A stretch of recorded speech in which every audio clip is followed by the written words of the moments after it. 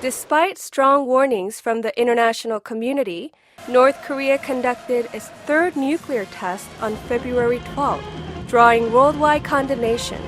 Свои повестки дня. Заседание закрывается. The UN Security Council passed a new resolution 2094 on North Korea. Today, the Security Council unanimously adopted Resolution 2094, strongly condemning North Korea's highly provocative February. Officials say China holds the key in this situation. 不管形势如何变化， Will the UN action keep North Korea from pursuing their nuclear ambition and achieve the denuclearization of the Korean peninsula? We are here at the U.S. Department of Treasury, where we will speak to a top official who is involved in enforcing sanctions on North Korea. David Cohen is the U.S. Treasury Department Undersecretary for Terrorism and Financial Intelligence. Thank you, Mr. David Cohen, for joining us today. My pleasure. The Security Council unanimously adopted Resolution 2094 on March 7th, and it's been about a month. Have there been any changes in implementing the measures? Well, we have been working very actively since the Security Council adopted Resolution 2094 to both implement it here at home and to talk with our partners around the world about the implementation of that resolution.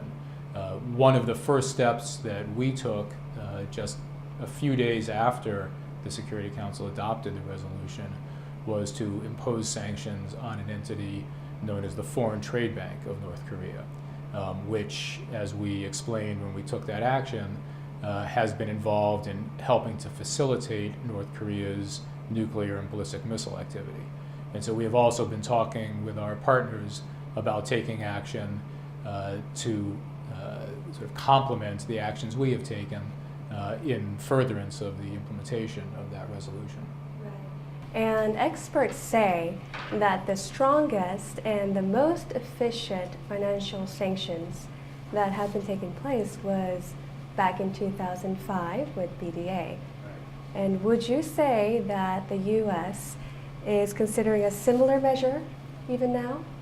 Well, we are looking for ways to intensify the financial pressure on North Korea.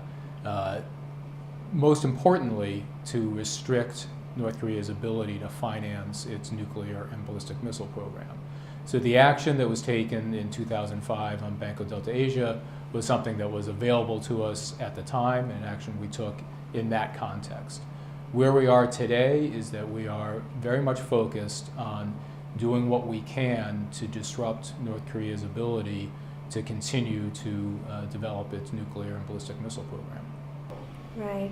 And North Korea's counterfeit, also known as a supernote, is known to be circulated in some countries. Is North Korea continuing this type of illicit activity, and how much are they making from that? Well, I don't have any figures that I can share on how much North Korea is earning from the distribution of supernote. We believe that North Korea is continuing to try to pass supernote into the international financial system. I think it is less of an issue than it was a few years ago. It seems to have calmed down to some extent, but it's something that continues and something that we are very, very focused on, because obviously any nation that is counterfeiting another country's currency is a matter of very grave concern. Then the funds that the North Korea is bringing in, who would you say in North Korea is managing the funds? The 39 Bureau or the military? Well, very good question, and something that we are very focused on. As you may know, we have applied sanctions to Office 39, and we have applied sanctions to some of the military entities as well. I don't think you can say that the funds that are brought in are handled by just one entity within North Korea, but it is quite clear that the funds that are brought in are directed by the leadership for their illicit activities, and that's what we focus on. There's been over the years a lot of interest in trying to identify where there may be Kim family money, in very large amounts in accounts wherever it may be in the world. I can say that we are very actively looking for where that money may be, and if we identify where it is, we'll do everything we can to deprive the Kim family of access to those funds. Right. And some experts have pointed out that cash payment of about $90 million a year to North Korea from South Korea through the Kaesong industrial complex could be used to develop nuclear weapons and missiles. Do you share the same concern about that? Well, I know that the Kaesong industrial complex is a very important development and something that the South Korean government has supported. It's also, in the last week or so, the North Koreans seem to have shut down activity at Kaesong. Precisely what the North Koreans do with the earnings from Kaesong, I think is something that we are concerned about, and all of the hard currency earnings of North Korea is something obviously that we should be concerned about. But there's also, there are a number of thousands of North Korean workers at Kaesong who get paid for their services there, and so I think it's it's a complicated situation, but again, one that I know that the two Koreas have worked out, and leave it to them to decide how to continue with Kaesong. How would you assess the Chinese government's cooperation on sanctions on North Korea?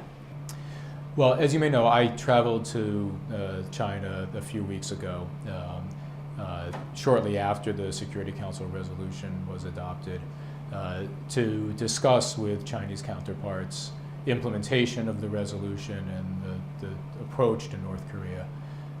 I think the Chinese, as I said, are quite intent on implementing the Security Council resolution across the board, which contains provisions that address financial activity, but also shipping activity with North Korea and other activity.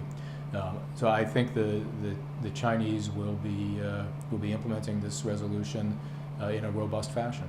Thank you, Mr. Cohen, for your time. I really appreciate it. Thank you. Appreciate it too. That concludes our interview with Mr. David Cohen, Undersecretary for Terrorism and Financial Intelligence. I'm Jennifer Yu at VOA Washington.